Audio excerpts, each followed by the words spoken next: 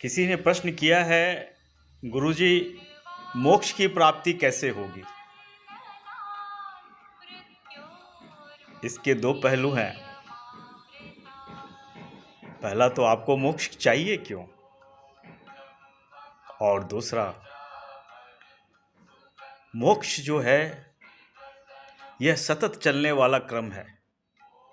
यह कोई एक दिन, एक साल, 100 साल, 1000 साल की बातें नहीं हो सकती। जहाँ तक आपका प्रश्न है प्राप्ति का, प्राप्ति होगी या नहीं होगी ये तो मैं नहीं बता सकता।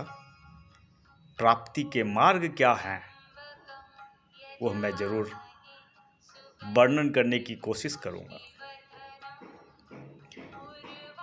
जब आप शिव के हाथ में त्रिशूल देखते हैं तो यह त्रिशूल जो है इस बात का द्योतक है कि हर मनुष्य शरीर,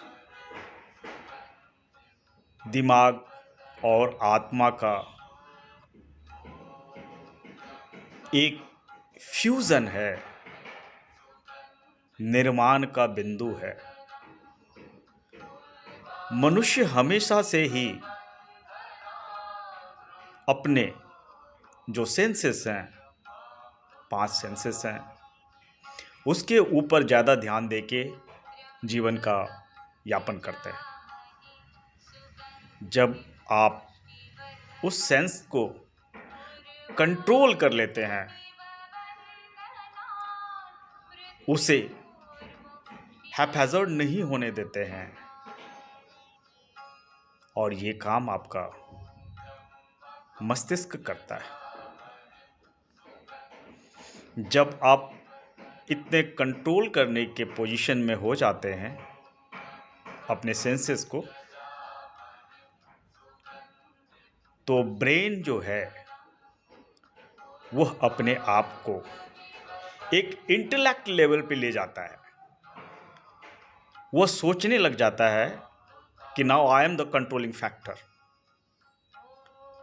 और यहाँ पे ही ब्रेन और इंटेलेक्ट को कंट्रोल करने के लिए उस परम आत्मा का अंश आपके अंदर विद्यमान है जिसे हम आत्मा कहते हैं।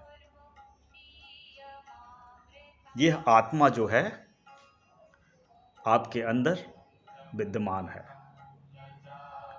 जब आप अपने सेंस को, अपने माइंड को, अपने इंटेलेक्ट को कंट्रोल करने की कैपेसिटी डेवलप कर जाते हैं अपनी आत्मा के थ्रू, तो पूरी संसार आपके लिए मिथ हो जाता है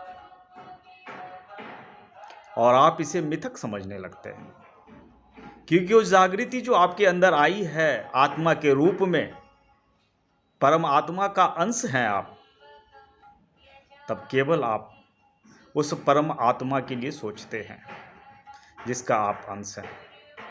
और जब आपकी आत्मा का इस लेवल तक का प्रभाव आपके इंद्रियों के ऊपर आ जाता है, तब आप उस मार्ग पे चल पाते हैं जिसे आप मोक्ष के रूप में कह सकते हैं। और वह मार्ग जो है इतना आसान नहीं है।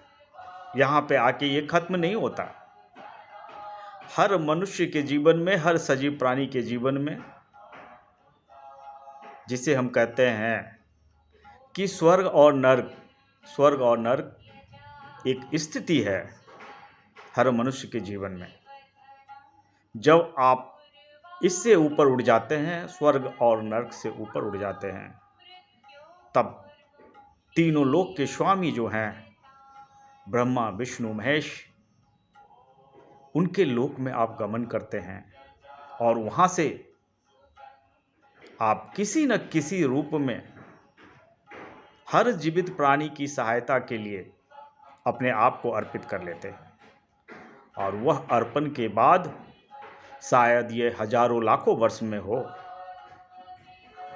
आप उस परम शिव जिनके अंश हैं ब्रह्मा जी, विष्णु जी, महेश जी, के लोक के लिए गमन करते हैं। और वह सर्वत्र व्याप्त ओम है, सत्य है, पूरे ब्रह्मांड के कण कण में विराजमान है वो। और यह समय ऐसा आता है जब आप शिवमय हो जाते हैं, इसे हम मोक्ष कहते हैं। और इसकी प्राप्ति बहुत ही दुर्लभ है। सोच तो सकते हैं, लेकिन क्या उस मार्ग पे चल सकते हैं, यह महत्वपूर्ण है।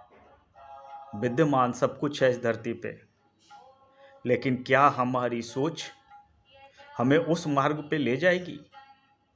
क्या हम इतने डिटरमाइंड हैं लाइफ में? क्या हम कंट्रोल कर पाएंगे अपने सेंसेस को, माइंड को, इंटेलेक्ट को, सोल को, कि हम उस परम सोल की गति को प्राप्त कर सकें? अगर हाँ, तो जाइए उस मार्ग में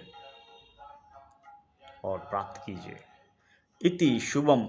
ओम।